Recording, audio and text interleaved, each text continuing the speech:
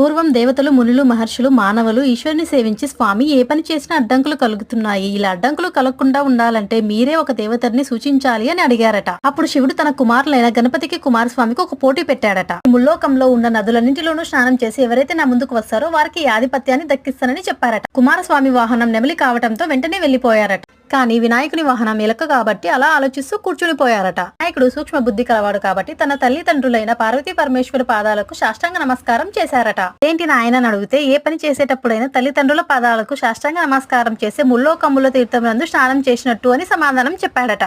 కుమారస్వామి వెనుకకు తిరిగి వచ్చి తన తండ్రితో, స్వామి అన్నగారి శక్తి చాలా గొప్పది, నేను ఏ నదిలో స్నానం చేద్దామని వెళ్తే ఆ నదిలో అప్పుడే స్నానం చేసి తిరిగి వస్తున్నారు అన్నగారు, కనుక ఈ ఆధిపత్యాన్ని అన్నగారికి దక్కించమని కోరుకున్నారట. భాద్రపద శుక్లపక్షం చవితి నాడు విఘ్నాధిపతిగా విఘ్నేశ్వరుని ఎన్నుకున్నారట పరమేశ్వరుడు. కనుక అప్పటి నుంచి ఏ శుభకార్యం చేసినా అందులో ఏ విఘ్నాలు కలగకూడదనేసి విఘ్నేశ్వరుని పూజించుకుంటున్నాము అందరం.